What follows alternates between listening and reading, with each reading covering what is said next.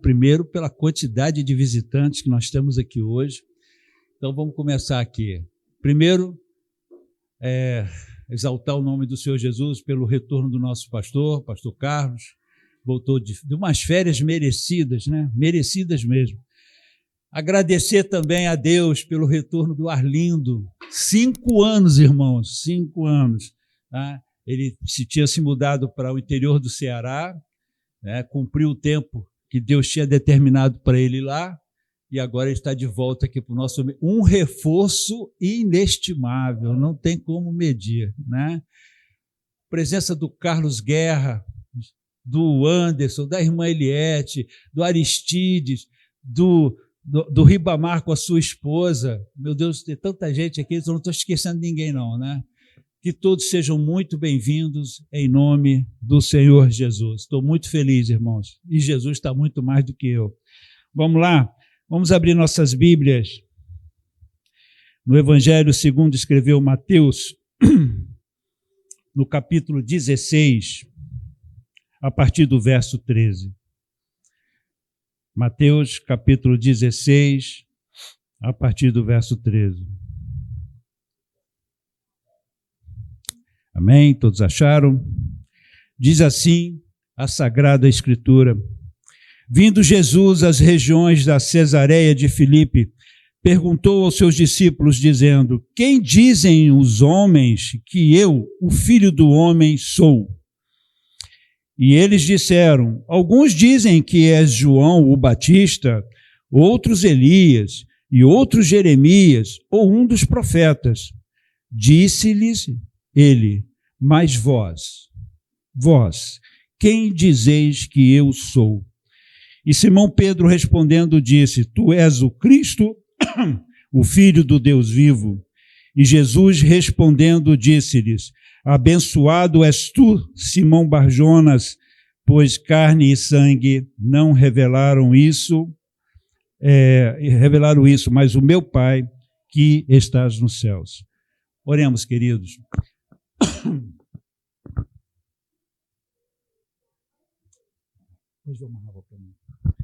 Senhor Jesus, Deus maravilhoso e poderoso, agradecemos a Ti, Senhor, pela oportunidade que o Senhor nos dá de estarmos aqui reunidos em Teu nome para falarmos, Senhor, das coisas acerca de Ti, Senhor, para estudarmos a Tua palavra. Deus querido, este é o momento principal do culto que prestamos a Ti, porque é a hora que nós vamos Te ouvir, não que nós não tenhamos ouvido na escola bíblica dominical, também ali, Senhor, o Senhor nos falou e falou muito, mas agora, Senhor, um momento solene, um momento, ó Deus querido, que o Senhor vai de encontro aos nossos corações, não dizendo aquilo que queremos ouvir, mas falando para nós aquilo que precisamos ouvir de Ti. Pai querido, nos ajude nisso. Abre o nosso entendimento, abre o nosso coração, Senhor. Tenha misericórdia de nós, por favor. Tenha misericórdia de mim, ó Deus, Teu servo. Pai querido, não me permita que eu atrapalhe aquilo que o Senhor quer falar ao Teu povo nesta manhã. Ajuda-me, Senhor, com o Teu discernimento e com a Tua sabedoria, em o nome santo do Senhor Jesus. Amém.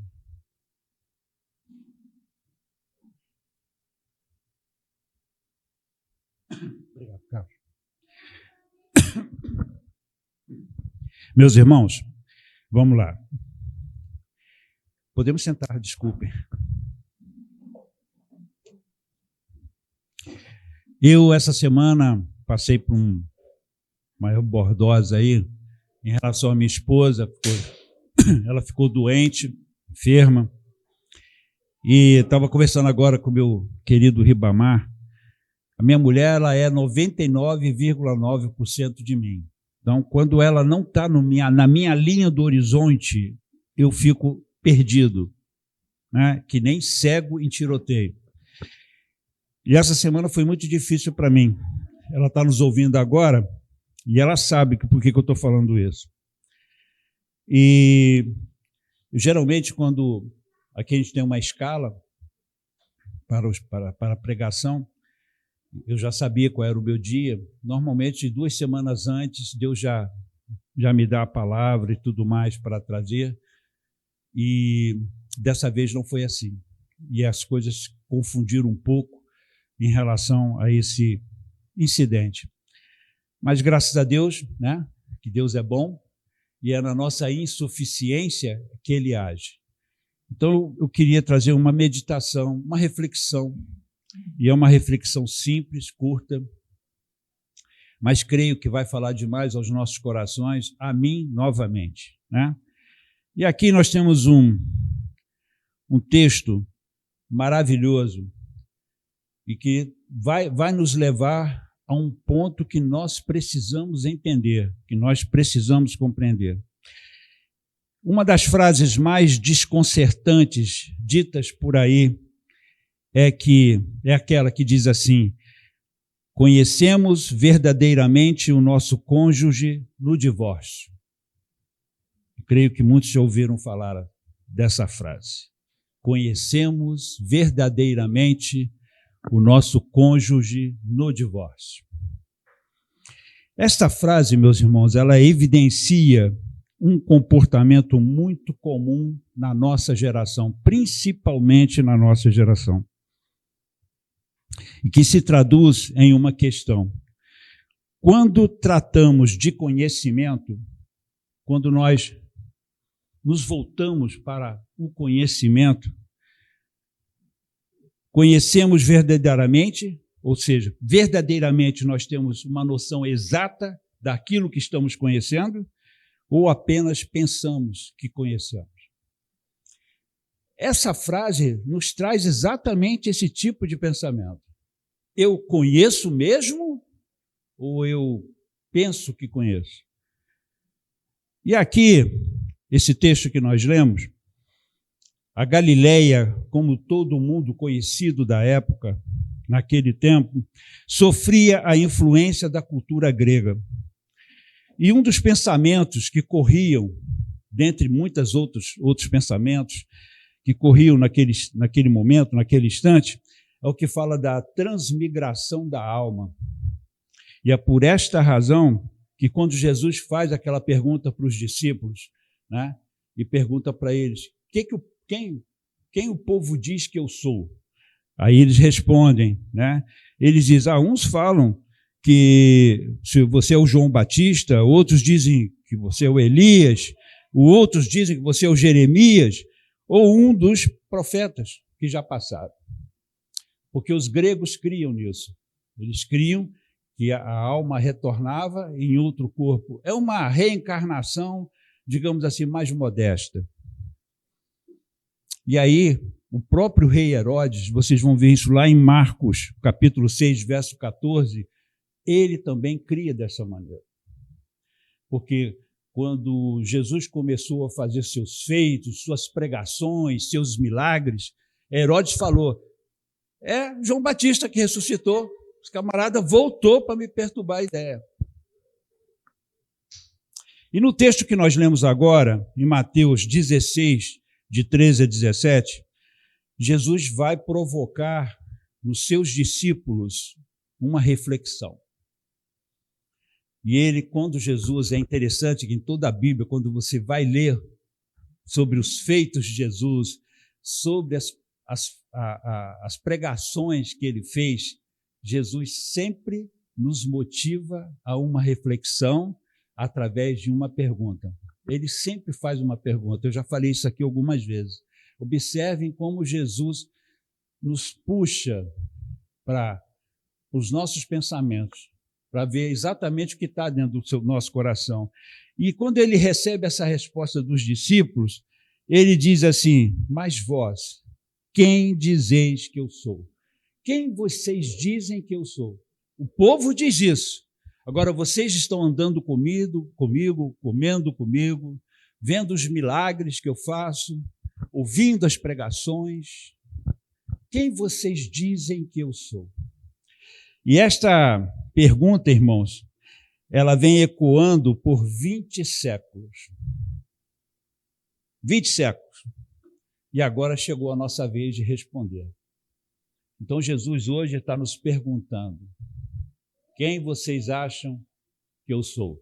O que realmente eu sou para vocês? Agora, interessante é que como é que a gente estabelece esse conhecimento? Eu conheço Jesus realmente? Você conhece Jesus realmente da forma como é? Ou você pensa que conhece Jesus? Como é que você avalia esse personagem tremendo que dividiu a própria história, antes e depois dele? Como é que nós vemos esse Cristo que a Bíblia nos mostra, nos apresenta? Como é que nós entendemos esse Jesus? De que maneira nós percebemos isso? Jesus está perguntando para nós hoje aqui: Cleiton, você realmente me conhece? Ou você pensa que me conhece? Tem um material que eu andei lendo de uma professora, o nome dela é Silvia Lani, tá? É uma psicóloga social, uma referência, tá? Além fronteiras. Tá? Essa mulher, ela já é falecida, ela desenvolveu uma teoria muito, muito interessante em relação à psicologia social. E eu estava lendo esse material e achei interessante as coisas como ela coloca. Muito interessante, e vocês vão saber por quê. Ela diz o seguinte, ela afirma que o processo do nosso conhecimento se dá a partir do despertamento. Preste atenção nisso, tá? Que o nosso conhecimento, ele se dá a partir do despertamento da nossa percepção. Mas quando é que esse despertamento acontece? Quando é que nós somos motivados a conhecer e quando é que nós realmente estamos no processo do conhecimento? Tá? Ela diz que quanto à necessidade de interagirmos e nos colocarmos no lugar do outro. A construção da nossa realidade e dignidade depende da nossa interação cotidiana com o outro. E aí que a coisa fica interessante, porque ela diz o seguinte: quando é que eu realmente estou no processo do conhecimento? É quando eu tenho empatia pelo outro. Quando é que eu conheço o Carlos? Já estou com o Carlos há 5 anos, uma amizade sólida. Tanto ele quanto eu, como é que nós nos conhecemos? Empatia. Eu me coloco no lugar dele, quando ele está no meio das suas aflições e ele se coloca no meu lugar. Empatia, irmãos, é quando você se coloca no lugar do outro. E ela faz esse estudo e ela diz o seguinte: o conhecimento, ele starta a partir desse momento. A partir do momento quando você olha para o teu semelhante, você olha para outra pessoa com quem você vai se relacionar, tá? E você começa a interagir com ela, absorvendo a vivência dela, a vida dela. Quando você começa a entrar no mundo daquela pessoa. Agora, falei que ia ser interessante isso, né? Em Filipenses capítulo 3, a partir do verso 8, me acompanhem lá, por favor. Filipenses 3, a partir do verso 8. O apóstolo Paulo já falava sobre isso. E esse texto, irmãos, ele é extremamente poderoso dentro dessa reflexão que nós vamos fazer aqui hoje. Filipenses 3,8 diz assim: e na verdade, tenham também por perda todas as coisas, pela excelência do conhecimento de Cristo Jesus, meu Senhor, pelo qual sofri a perda de todas estas coisas, e as considero como esterco, para que possa ganhar a Cristo, e seja achado nele, não tendo a minha própria justiça, que vem da lei, mas a que vem pela fé de Cristo, a justiça que vem de Deus pela fé, para conhecê-lo, e o poder da sua ressurreição, e a participação em seus sofrimentos, sendo feito conforme a sua morte, para ver se de alguma maneira eu possa chegar à ressurreição dos mortos, Não que a tenha alcançado, ou que seja perfeito, mas prossigo para alcançar aquilo para o que fui também alcançado por Jesus Cristo. Irmãos, não julgo que haja alcançado, mas uma coisa faço, é que esquecendo-me das coisas que atrás ficam e avançando para as coisas que estão diante de mim, prossigo para o alvo, pelo prêmio da soberana vocação de Deus em Cristo Jesus. E a partir desse tremendo ensinamento, vamos abordar alguns princípios que devemos observar nessa relação, nesse entendimento do que é o conhecimento verdadeiro. E a primeira coisa que nós vamos observar aqui, que começa numa pergunta, sempre vai ser numa pergunta: nós somos simpáticos ou somos empáticos a Cristo? Vamos entender o conceito dessas duas coisas. A simpatia, meus irmãos, é um sentimento de resposta aos sentimentos de outra pessoa, enquanto a empatia é a capacidade de compreender, de partilhar a perspectiva do outro. Isso aqui é um conceito acadêmico. Isso não está na Bíblia. Isso está nos anais da psicologia. E a pergunta é essa: somos simpáticos ou somos empáticos a Jesus Cristo? A primeira coisa que precisamos entender é que a empatia pressupõe perda. E aí é que a coisa começa a ficar interessante agora. A empatia pressupõe perda. Se você vai ser empático com alguém, prepare-se para perder algo, ou muitas coisas.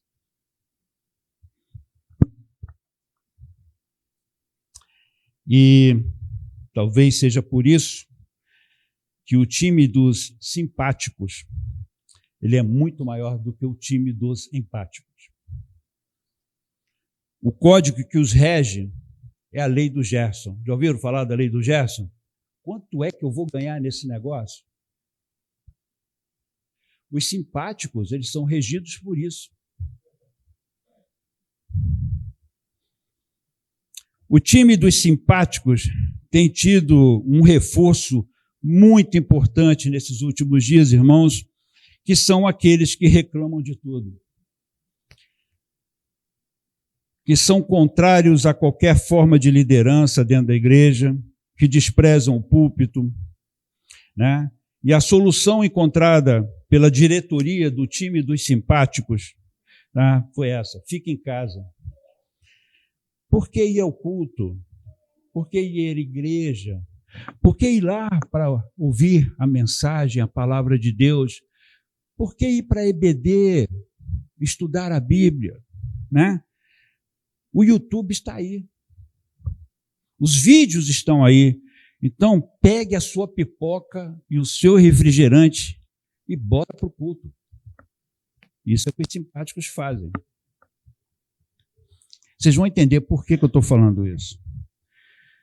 Ao contrário do pensamento dos simpáticos, temos o bom e velho e empático apóstolo Paulo, quando diz: e na verdade tenho também por perda todas as coisas, pela excelência do conhecimento de Cristo Jesus, meu Senhor, pelo qual sofri a perda de todas estas coisas, e as considero como esterco, para que possa ganhar a Cristo, e seja achado nele, não tendo a minha própria justiça, que vem da lei, mas a que vem pela fé de Cristo, a justiça que vem de Deus pela fé. Gente, apóstolo Paulo, ele veio de uma família rica. Para quem não sabe, ele é de origem de uma família rica. Morava numa cidade onde a principal universidade de toda a Ásia estava instalada. Alguns autores, tá, eu acredito também que sim, acredito que Paulo tenha passado por essa universidade. Paulo era versado em alguns idiomas, era um homem extremamente culto, um homem que tinha todo o conhecimento, além de ter uma família abastada. Mas esse homem está dizendo aqui que ele descobre algo muito maior do que tudo aquilo que ele tinha reunido ao longo da sua experiência de vida. Ele fala de um conhecimento que transcende os melhores conhecimentos que ele obteve na universidade, aos pés de Gamaliel e de outros. Ele diz que o conhecimento de Cristo exacerbava tudo isso. Então ele fala o seguinte: agora, por conhecer isso, por eu ver esse Jesus tremendo e maravilhoso, e pelas coisas maravilhosas que ele já fez, por entender que esse mundo que Jesus me oferece, ele é muito maior, muito mais vasto, de um conhecimento que nunca vai se extinguir, que você pode aprender o dia inteiro sobre ele e ainda você não arranhou o limiar de todo esse conhecimento. Paulo está dizendo que por conta disso, ele considera tudo que ele aprendeu como nada. Como nada. Porque não tem como se comparar. Aí o velho e empático Paulo entende que ele precisa perder para poder ganhar isso. Paulo começa a perceber que ele precisa viver a vida que Cristo propôs para ele. E quando ele fala assim, participar dos seus sofrimentos, o empático faz isso. Ele participa dos sofrimentos do outro. O empático se preocupa com o outro e quer viver aquele momento que o outro vive. E quando Jesus nos manda chorai com os que choram, Jesus não está falando para você ficar ali fazendo uma meia-culpa, ou, sei lá, dando o seu ombro de qualquer maneira. Jesus está falando, seja empático ao sofrimento dessa pessoa. Empatia, irmãos. Empatia. Então, o que nós temos hoje são muito simpáticos. Muita gente simpática. O meu pai, antes de se converter, ele dizia assim, eu sou amigo do Evangelho. Eu sou amigo do Evangelho. Como se alguém pode ser amigo do Evangelho. E vários amigos do Evangelho arderão no inferno, porque são amigos do Evangelho. Cristianismo, ao contrário do que muita gente fala por aí, ele remete à empatia, de você entender que você vive aquilo tudo que Jesus viveu e passa por tudo aquilo que Jesus passou e experimenta todas as experiências que Jesus experimentou, ou você é um belo e maravilhoso simpático do Evangelho. É isso que a reflexão de hoje vai nos trazer para todos nós, a começar de mim. A segunda coisa, queridos, é que o empático, ele visa um só objetivo. A pessoa que é empática, ela tem objetivo. Ela não navega por aí, né? Ela não navega nos pensamentos alheios, ela não fica como um ser, né, dando murros no ar, como o apóstolo Paulo diz, dando socos no ar. Ele é objetivo. E aqui o apóstolo Paulo mostra isso, essa característica dele, a partir do momento que ele decidiu ser empático a Cristo. Ele diz assim no verso 10, preste atenção, gente, isso aqui é tão forte, isso é uma, sei lá, uma punhalada. Quando ele diz assim, para conhecê-lo e o poder da sua ressurreição. Olha só como é que ele começa, para conhecê-lo. E aí, a partir daí, ele diz, como é que esse conhecimento se desenrola? Como é que ele se desenvolve? Ele diz assim, e o poder da sua ressurreição. e a participação em seus sofrimentos, sendo feito conforme a sua morte.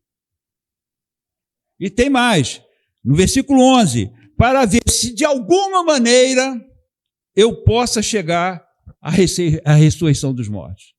Não existe evangelho fácil. O evangelho que provoca essa empatia em nós, essa empatia nos obriga a passar por esse processo aqui. Os simpáticos pregam outra coisa. Pega algo descompromissado, que você pode fazer do seu jeito. Olha que coisa boa, hein? Jesus, imagine Deus chegando para você, para cada um de nós aqui, para mim, dizendo assim, camarada, você pode me servir do seu jeito, faz do seu jeito. O que é bom para você? O que é bom para você é bom para mim também. O problema é que com Deus não tem democracia. A gente não entende isso. Com Deus não tem democracia. É o que Ele quer. E ponto final. Pode vir o exegeta que quiser, o teólogo que existir no planeta Terra, e tenta mostrar para mim um texto bíblico que diz que Deus é democrata. Precisamos entender o Evangelho, irmãos, como ele está na palavra. É do jeito que está escrito lá. Não é do nosso jeito. Não é da forma como achamos que podemos fazer. Ah, eu vou ao culto hoje? Ah, não vou não, vou ficar em casa. Ah, tem evangelismo hoje? Ah, não vou não. O evangelho descompromissado, que não gera luta. O evangelho que se esconde atrás de um link, né? Ou atrás de uma telinha. Não é o evangelho do campo. O evangelho da batalha. Teu irmão está sangrando aqui do teu lado e você está sangrando com ele também. Não é o evangelho que você olha o teu inimigo nos olhos dele e olha bem fundo nos olhos dele, você não vai me derrubar, como foi citado aqui. Davi e o Golias. Esse é o evangelho dos empáticos. Porque se Jesus sofreu do jeito que ele sofreu, se ele foi privado das coisas que ele foi privado, um Deus que tinha toda a glória, a Bíblia diz que ele se esvaziou da sua majestade, ele se esvaziou da sua glória. Ele, quando desceu nesta terra, ele deixou seu manto real, a sua coroa, ele deixou o seu cetro em cima do trono, vestiu a nossa roupa, se vestiu da nossa carne, foi tentado por todas as coisas, mas não pecou. E aí eu pergunto, irmãos, ele chega para mim e fala assim, você é simpático a isso ou você é empático a isso? O empático obedece às regras e princípios contidas na lei de Cristo. Não fogem do combate e da boa milícia, mas preferem a comunhão dos imperfeitos. Esvaziam-se de si mesmos para dar lugar à preeminência do outro. Entendem que para conhecer o Jesus da Bíblia se faz necessário primeiro conhecer o seu irmão, o seu igual, olhando nos olhos dele, oferecendo o seu ombro para ele, chorando com ele, e tudo isso se dá somente em um único ambiente que é dentro da Assembleia dos Santos. É aqui que isso acontece. É aqui dentro. O simpático está fora desse ambiente. O simpático não passa pelo que nós passamos aqui. O simpático não tem atrito com seu irmão. Lá em Provérbios nós lemos que o verdadeiro amigo, ele afia a face do seu amigo. É aqui dentro, é no confronto. Simpático não gosta de confronto. Que isso? Confronto não, eu não sou de confronto. Mas o empático, ele quer o confronto, ele busca o confronto. E é aqui dentro que esse confronto acontece. É quando tem um camarada como eu aqui na frente, tão errado, ou até mais do que qualquer um de vocês, né, dizendo essas coisas aqui. Atrás do link, a gente não tem essa visão. Escondido na nossa caverna, a gente não sabe o sabor da luta. A gente não sabe o que é o sangue escorrendo daqueles que morreram lá nas arenas, para que eu hoje pudesse estar aqui. Eles formavam uma linha de frente, enfrentavam os leões, enfrentavam o fogo consumindo os seus corpos. Ah, Cleiton, mas isso é passado? Não, isso é presente, porque está na palavra. E eu não tenho como ignorar isso. Esse sangue que semeou a terra, que regou a terra para que eu pudesse nascer. Não posso ser simpático a isso, irmãos. Não tem como. E aqui, queridos, falei que essa meditação ia ser curta, e ela é. Nós temos uma conclusão, que é a da soberana vocação. Que o texto que nós lemos agora de Paulo diz: prossigo para o alvo, está lá no verso 14. Prossigo para o alvo pelo prêmio da soberana vocação de Deus em Cristo Jesus. Primeiro, vamos conceituar o termo soberana vocação. Ela é soberana porque ela pressupõe regras. E elas não podem ser discutidas e nem mudadas. Por isso que são soberanas. Entende? A gente fala muito da soberana vocação sem entender o que a soberana vocação diz. Soberana vocação é o seguinte: tem regras. Nesse negócio aqui tem regras. Que não fui eu que criei. Não fui eu que escrevi. E elas são soberanas porque eu não posso mudá-las. Eu não posso fazer de outro jeito. Ou eu faço desse jeito, ou eu não faço. Os simpáticos, eles tentam dizer que não, você pode. Não precisa ser assim. E por isso, meus irmãos, que a vocação é um chamado.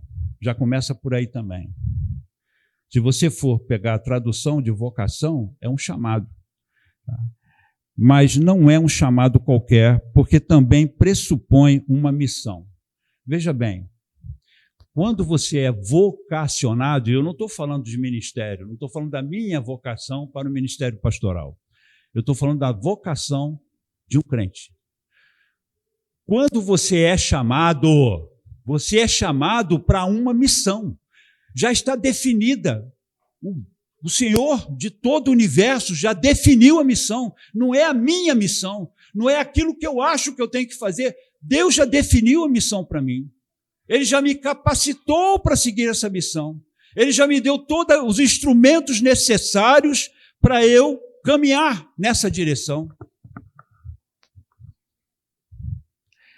Nós temos uma missão que segue regras claras, já estão estabelecidas, que não podem ser mudadas e nem discutidas. Isso aí é, digamos assim, os dizeres de que um empático ele consegue enxergar. Vou repetir. Nós temos uma missão que segue regras claras. Aonde estão essas regras? Na Bíblia. Elas estão escritas ali. Se nós lermos a Bíblia, nós vamos ter tudo aquilo que nós precisamos saber para termos essa visão. Então, essas regras já estão estabelecidas, e é por isso que nós temos um irmão aqui, que é o irmão Reginaldo, que todo domingo pega a palavra e mostra essas regras para nós. Elas não podem ser mudadas, irmãos. Não há interpretação para essas regras. Não há interpretação para essas regras. Agora, só falta saber qual é a missão, né? Nós sabemos que nós temos uma missão que Deus já nos deu. Nós já temos as regras que já são estabelecidas por Ele. Nós já temos tudo já na nossa frente. É isso aí. Mas qual é a missão, Senhor? Que missão é essa? A missão está descrita no versículo 10 do capítulo 3 de Filipenses. Olha o que está escrito lá. Para conhecê-lo e o poder da sua ressurreição e a participação em seus sofrimentos, sendo feito conforme a sua morte. Para conhecê-lo e o poder da sua ressurreição e a participação em seus sofrimentos, sendo feito conforme a sua morte. Essa é a nossa missão, nos conformarmos à imagem de Cristo. Se você é um cristão empático, a única coisa que vai ocupar a sua mente, mas isso só para os empáticos, tá? Você vai se conformar à imagem de Cristo. Você vai querer ser igual a Ele. Você não vai correr atrás de historinha. Você não vai ficar olhando para os lados. Você tem foco. O meu foco é Jesus. Eu quero que quando Ele vier me buscar, me veja parecido com Ele. Eu tenho que ser igual a Ele. Eu não posso ser um pouco, nem um pouquinho diferente dEle. Quando Jesus me encontrar, quando Jesus vier me buscar, Ele tem que ter visto que eu participei dos seus sofrimentos, que eu comunguei, que eu tive comunhão com Ele. É assim que funciona, irmãos. Os simpáticos pregam uma outra coisa.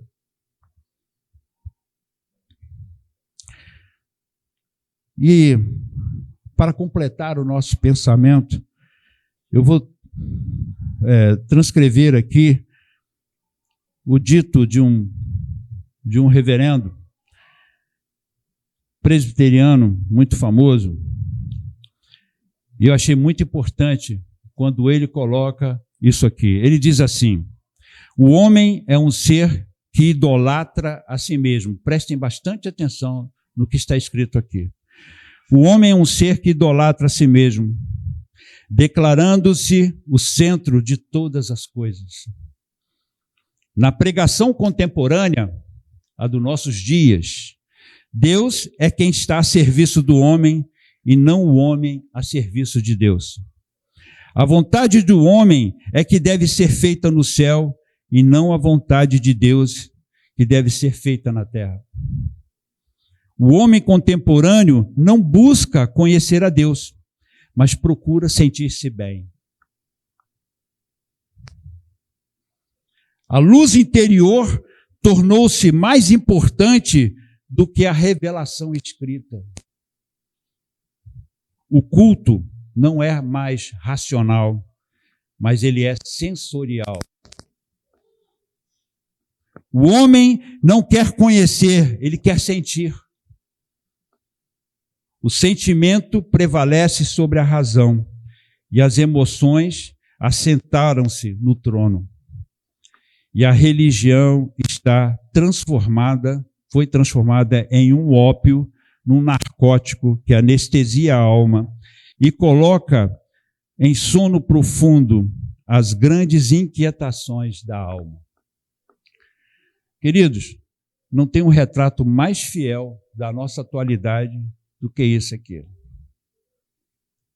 Tornamos-nos sensoriais demais. O que importa é o que eu quero sentir Deus, eu quero sentir alguma coisa. Enquanto a Bíblia nos diz que nós temos que ter fé. A Bíblia manda nós crermos primeiro, sentir vem depois. Se não acontecer, eu creio pela fé.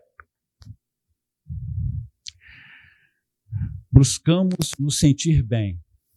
Quantos de nós estão buscando locais, igrejas, para nos sentirmos bem dentro delas? Temos que ter alguém massageando o nosso ego. Tem que ter alguém nos dizendo como fazer para prosperar, para crescer neste mundo, como vencer os obstáculos, os 10 passos do sucesso. Buscamos isso, irmãos. Vamos ser sinceros. É o que nós buscamos. Deixamos a luz interior superar a revelação escrita. Deus falou comigo. Eu sinto de Deus isso. Mas e a revelação escrita? Ela corrobora com aquilo que você diz que foi Deus que falou com você? Desprezamos a Bíblia, irmãos. Desprezamos mensagens como essa. Não pense vocês que eu estou numa posição confortável aqui, porque essa palavra é muito mais para mim, talvez, do que para vocês. Porque é o que Deus fala para mim. Deixe de ser simpático e passe a ser mais empático. Participe dos meus sofrimentos. Participe dos meus sofrimentos. Não se esconda atrás de um link.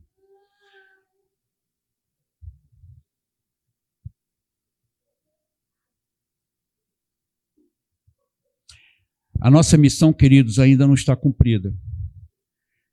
E então façamos como Paulo. O que Paulo fez? Não que já tenha alcançado, a partir do versículo 12, não que já tenha alcançado ou que seja perfeito, mas prossigo para alcançar aquilo o que também fui alcançado por Cristo. Irmãos, não julgo que o haja alcançado, mas uma coisa que eu faço, esquecendo-me das coisas que atrás de mim ficam e avançando para as coisas que estão diante de mim, prossigo para o alvo pelo prêmio da soberana vocação de Deus em Cristo Jesus. Por esse prêmio, irmãos, Paulo se esquece das coisas que para trás ficaram e continua prosseguindo. Eu caí aqui, ralei meu joelho. 7 vezes cairá o justo e 7 vezes se levantará. Se cair, não ficará prostrado. É isso que Paulo está dizendo aqui. Prossegue para o alvo. Ele continua persistindo, ele continua perseverando, ele não se importa com as suas emoções, com as suas frustrações, com algumas coisas que possam ter dado errado na vida dele. Ele continua prosseguindo para o alvo, e o alvo é Jesus Cristo, mas temos que nos relacionar com ele de uma forma empática, de uma forma positiva, e não da forma fantasiosa que nós mesmos geramos. Nós mesmos criamos isso. É muito comum, queridos, pessoas correrem para lugares onde elas podem se sentir bem, onde as luzes ofuscam seus olhos, né? Aquele fulgor todo acontecendo naqueles lugares e impedem que as pessoas tenham consciência de que elas precisam ser empáticas a essa situação. Amados, o meu sonho é que todos nós aqui alcancemos isso. Tá?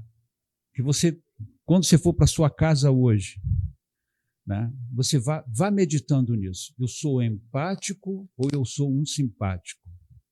Eu faço parte desse time dos simpáticos, é um time monumental, é um time imenso, que nós não podemos contar. Ele é muito grande. Qual time a gente faz parte, irmãos? Em qual time eu faço parte? Nós vimos o que o irmão Reginaldo falou aqui, hoje de manhã, quando ele disse que lá na fila, lá no céu, daqueles pastores, mestres, grandes ensinadores, e vão estar lá na fila dizendo: mas Senhor, em teu nome eu fiz isso, em teu nome eu fiz aquilo. Apartai-vos de mim, porque eu nunca vos conheci. Vocês praticam a iniquidade, praticaram a iniquidade. E eles vão estar lá na fila achando que vão merecer todos os louros. A coroa da vitória está pronta lá, aquela coroa ali é minha. Quando o Senhor estiver colocando essas coroas nas nossas cabeças, amados, estamos vivendo dias muito difíceis. Eu vou encerrar com isso. Dias complicados demais. Muita mentira, muita desinformação, muitas meias-verdades. Tomem cuidado com isso, de numa mesma frase você tem uma afirmação e na outra frase, e na mesma frase, do outro lado, você tem a desconstrução daquilo que foi falado. Regrinha básica, muito fácil. Se está escrito na Bíblia, faça. Se não está escrito na Bíblia, não faça. Qualquer interpretação que for feita da palavra, seja por quem quiser, se for por mim, por qualquer pastor, não importa.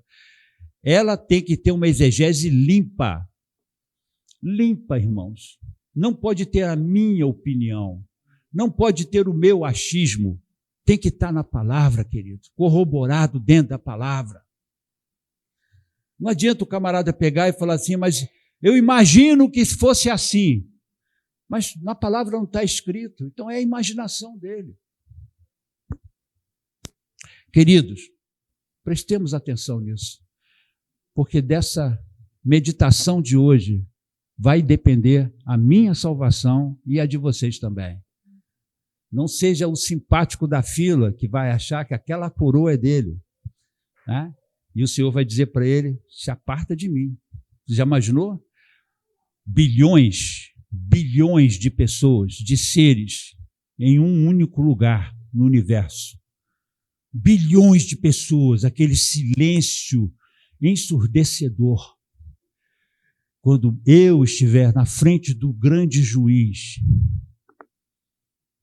e ele estiver falando comigo para retribuir tudo aquilo que eu fiz, quando ele estiver me mostrando o caminho que eu trilhei enquanto eu estava nesta vida, tomem cuidado, irmãos. Vamos tomar cuidado, porque esse negócio é muito sério. O simpático, ele está pagando para ver. E ele vai ver. O empático, ele é sábio. Ele é sábio. Então, seja sábio, irmão. Não pague para ver. Porque o que estou falando aqui é que está na palavra e vai acontecer. Vou ficar de pé. Carlos.